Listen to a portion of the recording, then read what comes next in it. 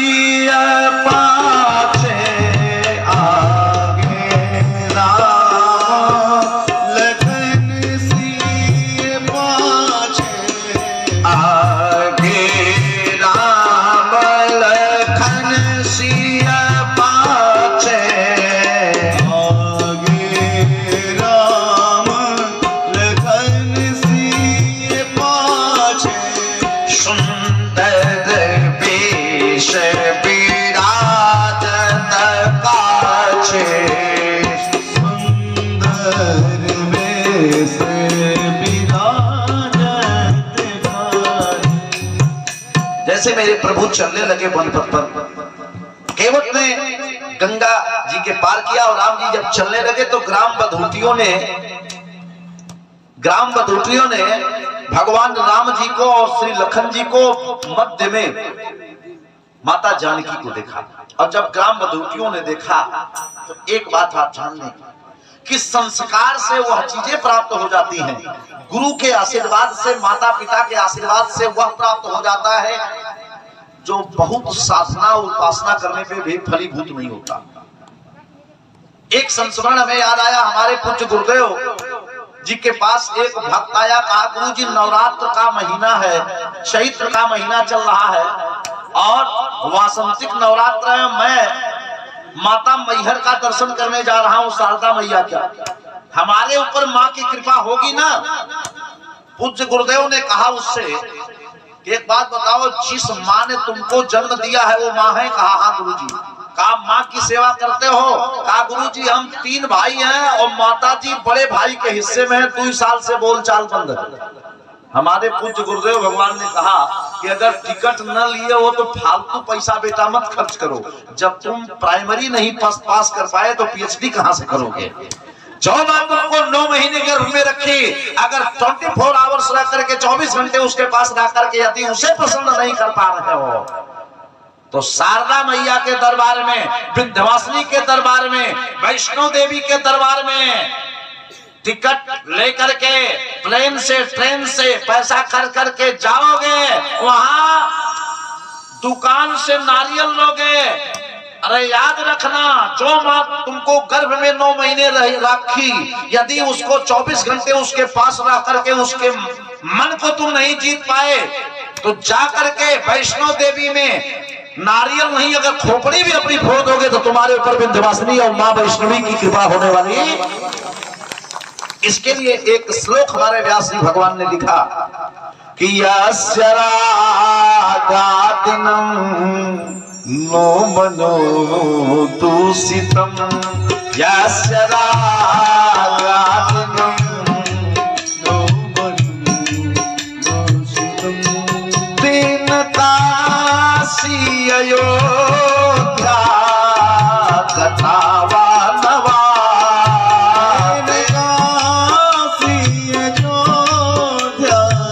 पूजिता माता पिता सेवया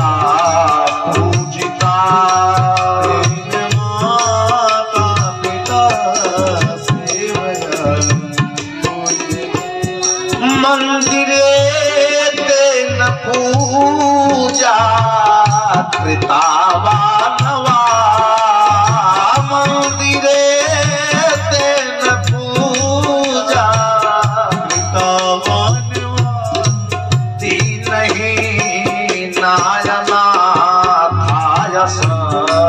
साजना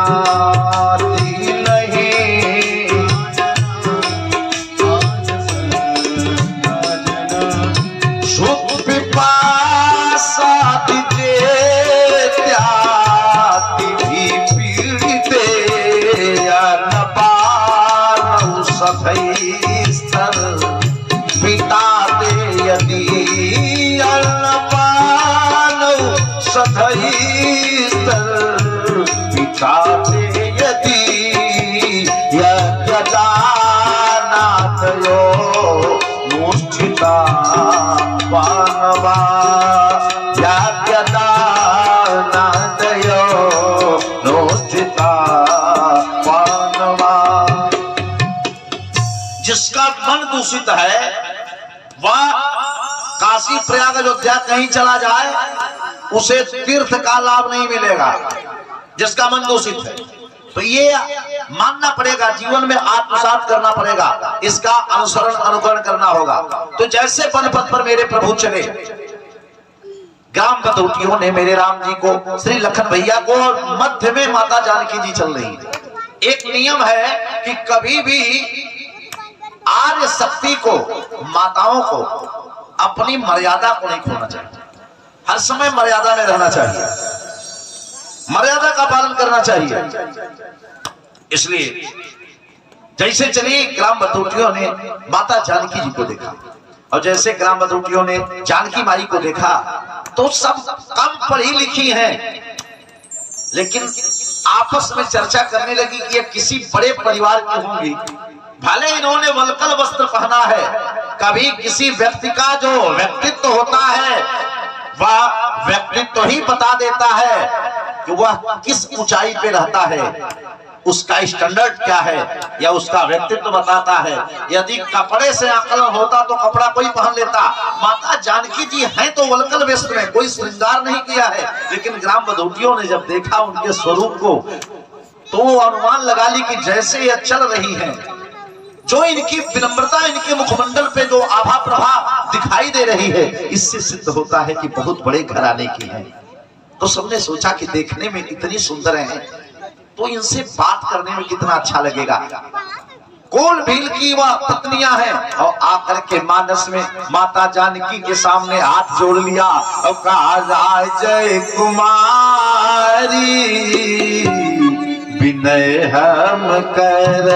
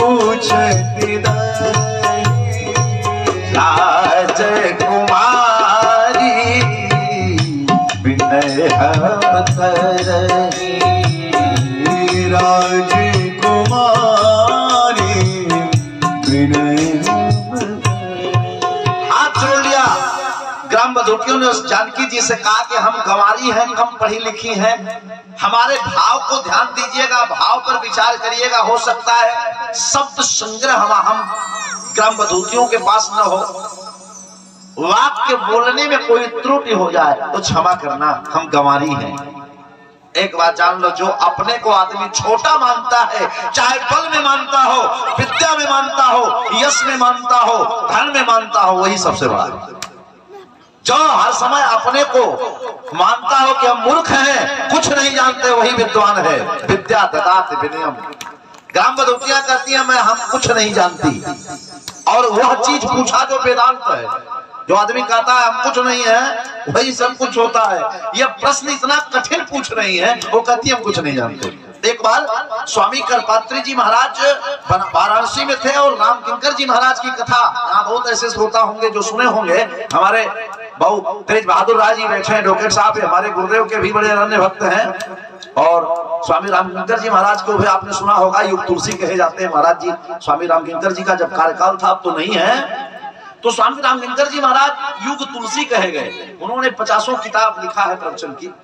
तो स्वामी राम किंकर जी एक बार बनारस में आए कथा करने, तो एक मोची मिला महाराज जी से। तो उसने कहा गुरु जी आप बहुत बड़े कथावाचक हैं, बहुत बड़े वक्ता हैं, हम तो गरीब आदमी हैं, काशी में रहते हैं, एक चौपाई का अर्थ पूछ रहे हैं। स्वामी जी ने अपने प्रवचन में कलकत्ता में कहा कि धन्य है काशी नगरी। उसने कहा गुरु जी उत्तर कांड में एक चौपाई है कि समुझत बनई न जाई बखानी। वो गुरु जी का है जो समुझत भी है, बखानी भी नहीं जा सके, काशी की भाषा। और उसने जो मोची ने पूछा, उसमें ऋग्वेद के 40 मंत्र हैं। मंत्रों के जो सिद्धांत हैं गोस्वामी जी ने आधी लाइन में लिखा। वह मोची पूछा काशी का, तो स्वामी रामशंकर जी ने अपने पुस्तक में लिखा है कि काशी एक ऐसी नगरी है जहां का सामान्य आदमी भी वो प्रश्न करता है जिस प्रश्न की व्याख्या में आदमी को 3 दिन लगता है। वैसी काशी, ऐसे ऐसे लोग। ग्राम बधूटियों ने कहा हम तो पढ़ी लिखी नहीं है, लेकिन एक बात पूछ रही हैं। ब्रह्म और शक्ति का परिचय पूछ दिया उन देवियों ने। पूछा तो व्यवहारिक, लेकिन संकेत का था कि आप बताइए ये कौन है, राम जी कौन लगते हैं। पूछा स्वामी अभिनय क्षमा भी हमारी, स्वामी अभिनय क्षमा भी हमारी।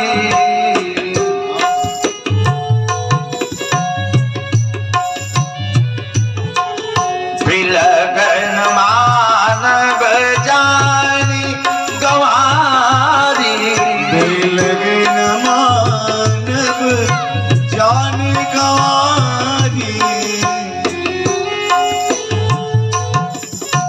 सखी ने कहा कि ये जो करोड़ों कामदेव को लज्जित करने वाले सांवले रंग वाले हैं, ये आपके कौन लगते हैं? ये कौन है, ये दोनों बताइए। ये कौन है और कौन लगते हैं? ये देखने में तो बड़ा सामान्य प्रश्न है, लेकिन राम जी कौन है यह पूछना, इसको तो बड़े बड़े ऋषियों ने इसी बात पे तो ग्रंथ लिख दिया। ये कहने में छोटा प्रश्न लग रहा है, लेकिन बड़ा कठिन प्रश्न है। राम कौन है, इसमें तो पूरा वेद की व्याख्या होगी। ये कौन है और ये आपके कौन लगते हैं, कौन है?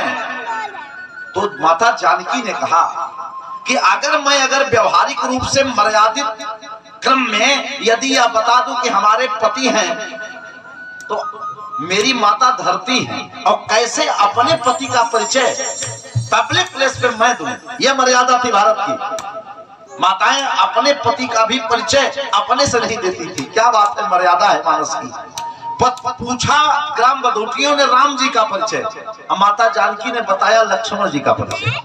और देखिए, कोई आदमी बहुत क्रोधी हो, आप यदि 4 लोगों के बीच में कहें बड़े क्रोधी, उनको बड़ा क्रोध आता है तो और क्रोध करेगा, चिढ़ेगा आपसे। अच्छा तरीका है, जैसे पत्नी भोजन बनाए और दाल में कभी नमक तेज हो जाए मिश्र जी, तो उसको कहो परम प्रेयसी प्रेयसी, परम प्रिय प्रेयसी, सुमुखी सुलोचनी मृगनयनी, बहुत विशेषण लगाओ, और कहो देवी। वैसे और मामले में तुम भले कृपण हो, लेकिन नमक के मामले में बड़ी उदार हो।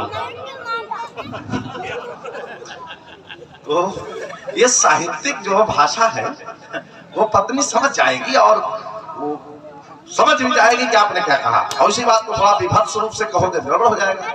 माताओं ने कहा, अब जब जानकी जी माता जी ये जानी क्या कि ये कौन है, तो उसने माता जानकी ने तुरंत निर्णय लिया। माँ जानकी ने कहा सहज स्वभाव सुभगतन गोरे, सहज स्वभाव सुभगतन गोरे, नाम लखन लघु देवर मोरे, नाम लखन लघु देवर मोरे। का ये जो गोरे रंग वाले हैं, ये बड़े सहज स्वभाव सुभग तन गोरे, ये बड़े सीधे हैं और हमारे छोटे देवर हैं। सोचा कि जब 2 ही लोग हैं, हमारे पति देव जी और देवर जी, जब मैं इनका परिचय दे दूंगी कि ये देवर लगते हैं, तो क्लियर हो जाएगा कि फिर ये पति होंगे, नाम नहीं लेना पड़ेगा। लेकिन माताएं भी कह रही हैं हम कम पढ़ी लिखी हैं, लेकिन क्या गजब की बात कहा। अच्छा वो समझ गई, वो ये आपके छोटे वाले देवर हैं, वो बड़े वाले, वो बड़े देवर हैं। अब माता जानकी ने कहा कैसे बताओ इनको, तो जानकी मैया अपने पल्लू को थोड़ा सा खींचती हैं और धरती की तरफ देखती हैं। धरती माँ है माता जी की, और कहती हैं खंजन मंजू तिरीछे नैनने, खंजन मंजू तिरीछे नैनने, खंजन मंजू तिरीछे नैनने, खंजन मंजू तिरीछे नैनने, निज पद कहे होते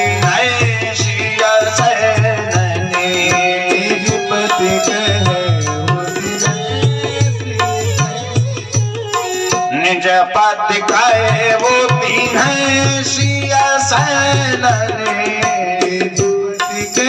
होती है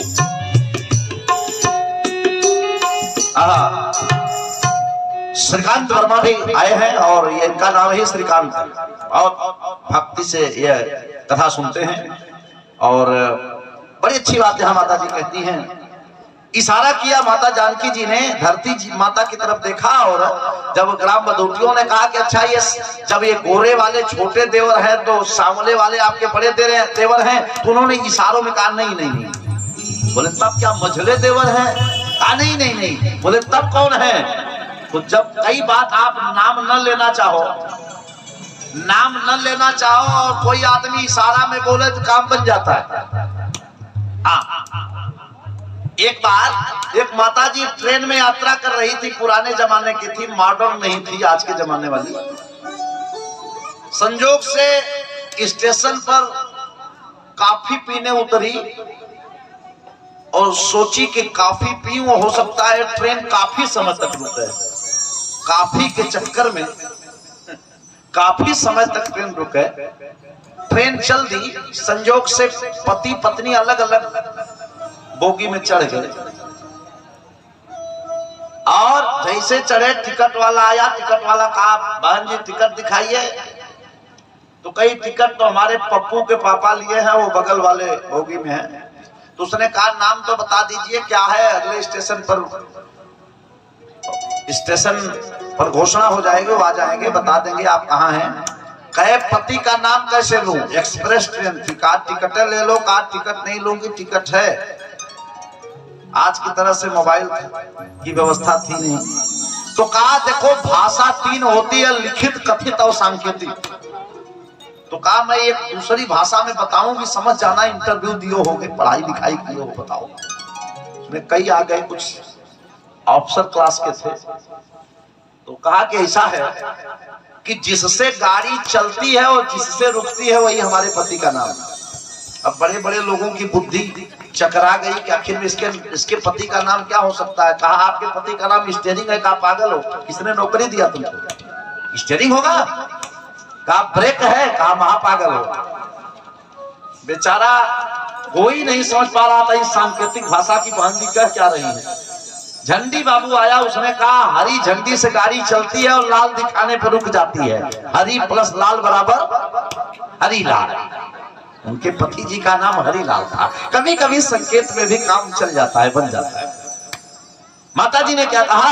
कहा खंजन मंजू तीरी छे नैनने, खंजन मंजू तीरी छे नैनने, खंजन मंजू तीरी छे नैनने, खंजन मंजू तीरी छे नैनने, निज पति कहे होती नैशिया सैन, निज पति कहे होती नैशिया सैन, कोटि मनोजल जावन हारे, कोटि मनोजल जावन हारे, कोटि मनोजल जावन हारे, कोटि मनोजल जावन हारे,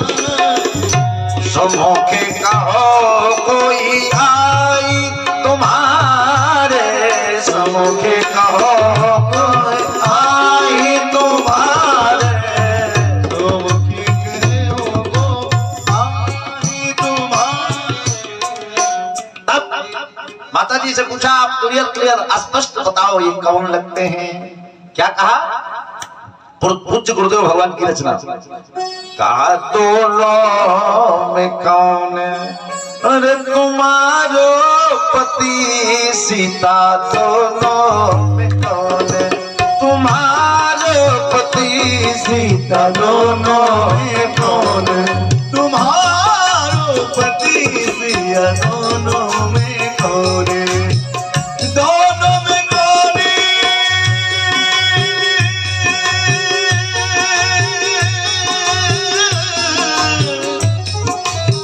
दोनों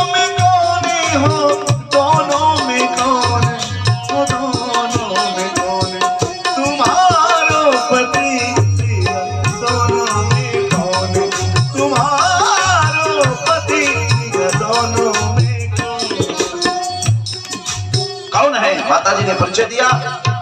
कथा बड़ी विस्तृत है, लेकिन आज हमें भगवान के अभिषेक तक चलना है।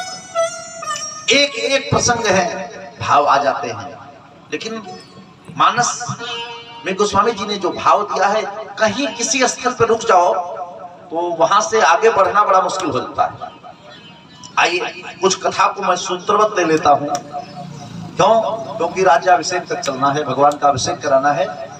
तो राज्याभिषेक तक चलने के लिए हमें उत्तराखंड तक चलना होगा और शेष कथाओं को हमें प्रणाम करना पड़ेगा, क्योंकि अगर 5-5 मिनट भी चर्चा करूं तो भी 3 घंटे में भी नहीं पूरा होगा।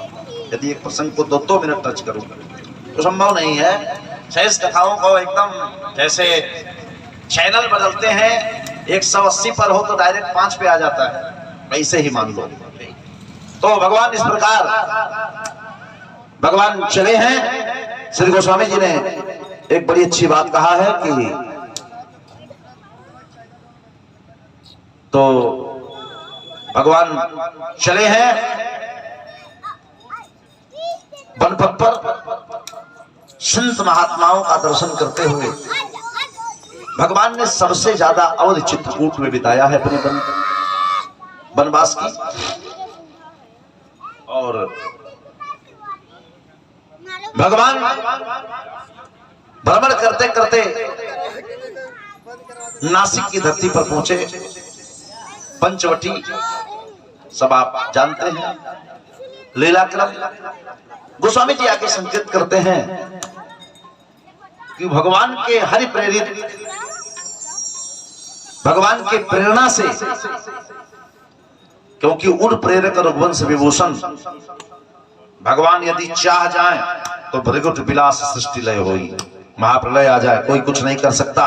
बाबा ने लिखा नट मरकट की सबह नचावत और राम खगेश वेद असगावत। पूरी दुनिया अगर नाचती है तो राम जी नचाते। नाचे नंदलाल नचावे हरि की मैया, सब पूरी दुनिया नाचती। रावण जो भगवान का ही दूत रहा है, सेवक रहा है और द्वारपाल रहा है, जिसका नाम गत जन्म में जय विजय रहा है, वही रावण कुंभकर्ण बन के आए हैं। प्रेरणा वही रावण के द्वारा माता जानकी का हरण हुआ। हरण होने के बाद भगवान माता जानकी का पता पूछते हैं। हे खटमृग हे मधुकर सेनी, तुम देखी सीता मृग नैनी, खंजन सुख कपोत मृगमीना, मधुर निकर कोकिला प्रवीणा, लक्ष्मण समझावा बहुभाती, खोजत फिरे लता तरुपाती। सब प्रसंग है। भगवान खोजते चलते हैं और मित्रता श्री हनुमान जी महाराज ने सुग्रीव से कराया। और सुग्रीव रामचरितमानस का सबसे भागने वाला पात्र है। इतना तेज भागता, 2 ही पात्र भागते हैं, भागने के स्पेशलिस्ट हैं आज के शब्दों में कहें। एक जयंत, दूसरा सुग्रीव, ये दोनों बहुत भागने वाले पात्र हैं। क्योंकि जयंत भी फिरई श्रमित व्याकुल भय शोका और ब्रह्म धाम शिवपुर सब लोका। 5-10 मिनट के अंदर तीनों लोग घूम लिया। और सुग्रीव भी बड़ा तेज भागता है, अगर देख ले। और एक बात यह भी और है कि जो आदमी किसी से डरता है वो जितना तेज भाग लेता है। रात में अगर किसी को पता लग जाए कि कोई दौड़ा रहा है तो जो आदमी 5 कदम नहीं चल सकता वो 1 मिनट में 45 कदम चलेगा। सुग्रीव इसलिए भी भागता है कि बाली से प्रताड़ित है, टार्चर है, भागता। लेकिन एक उसमें सबसे बड़ी विशेषता है कि अपने से ज्यादा संत की नजरों पे विश्वास करता है। अपने से ज्यादा विश्वास हनुमान जी पे करता है। और कहा एक काम करिए कि आप थोड़ा चले जाइए, यद्यपि यहाँ बाली आ नहीं सकता, लेकिन हो सकता है कि किसी को अपने जगह हमको मारने के लिए भेज दिया हो, अदला बदला कर लिया होगा, तुम हमारे भाई को देख लो और तुम्हारा कोई शत्रु होगा तो हम निपटा देंगे, ऐसा भी कर सकता है।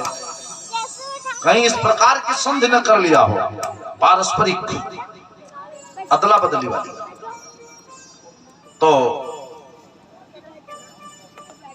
हनुमान जी से कहा कि थोड़ा आप जाइए, और अगर आप दूर से इशारा करेंगे तो भागो तुरंत तजऊ यह सैला, यह पहाड़ पे आश्रय मिला है, इसको भी भाग छोड़ के भागूंगा। अब हनुमान जी ने नहीं पूछा कि बेटा यही तो इतने दिन से शरण पाए हो, जब यहाँ से भागोगे तो कहाँ भागोगे, क्योंकि हर जगह तो बाली तुमको पिछवा मिल ही जाएगा। जब यहाँ नहीं आ सकता, यहाँ से सुरक्षित जगह छोड़ दोगे तो कहाँ जाओगे जहाँ सुरक्षित रहोगे। लेकिन हनुमान जी ने कहा ठीक है, वो तो ज्ञानी नाम अग्रगण्यम है। हनुमान जी चले और जैसे आए, हनुमान जी महाराज की मुलाकात किष्किंधा पे हुई। किष्किंधा कांड ऐसा कांड है कि जिसमें केवल विचार होता है। किष्किंधा कांड, हनुमान जी से राम जी की जब वार्ता हुई तो प्रसंग आप जानते हैं। ओ तुम श्यामल गौर शरीरा, छत्री रूप फरो फिरो बनवीरा, कठिन भूमि कोमल पदगामी, कौन है तो बन विचरो स्वामी। वार्ता सब हुई, सार तत्व बता दे क्योंकि कथा को हमें संक्षेप में लेके चलना है। हनुमान जी ने एक बात जो सुग्रीव से कहा, देखिए कोई बात आदमी एडवांस वही बोल सकता है जो वह ना हो तो उसे बना दे। यदि किसी ने कह दिया कि भक्त है तो वही कह सकता है जो भक्त बनाने की क्षमता रखता हो। यद्यपि सुग्रीव कतई भक्त नहीं है भगवान का, वो जानता ही नहीं। हनुमान जी ने क्या कहा, कानाथ शैल पर कपिपति रही, नाथ शैल पर कपिपति रही, नाथ शैल पर कपिपति रही, नाथ शैल पर कपिपति रही, सो सुग्रीव दास तव अहै, सुग्रीव दास तव अहै। महाराज इस पहाड़ पर बंदरों के राजा सुग्रीव रहते हैं, आपके बड़े पुराने भक्त हैं। सो सुग्रीव दास तो वही। भगवान राम जी ने हनुमान जी से कहा कि अगर हमारा दास होता तो को हम यहाँ आए हैं, दास को तो मिलने आना चाहिए स्वामी से। और आप आया नहीं, आप दास बताते हो। बोले इसलिए नहीं आया कि वह सुग्रीव आपके दास जरूर हैं, उन्होंने हमको भेज दिया क्योंकि हम सुग्रीव के दास हैं। हनुमान जी सर्वोपरि हैं, लेकिन वह भगवान के लिए कब जो भगवत प्रेरणा होती है बोल जाते हैं। बोले महाराज मैं आया हूं, एक काम करिए। बोले दास को हमारे पास आना चाहिए। बोले आप हमारी बात मानिए महाराज, आप ही चलिए। बोले क्यों? स्वामी सेवक के पास जाता है कि सेवक स्वामी के पास आता है? हनुमान जी किसी बात का युक्ति से उत्तर देते हैं। हनुमान जी ने कहा महाराज दो स्थितियां होती हैं। वैसे पेशेंट डॉक्टर के पास जाता है, लेकिन जब पेशेंट असाध्य रोग से पीड़ित हो जाता है, सीरियस हो जाता है आज के शब्दों में, तो डॉक्टर साहब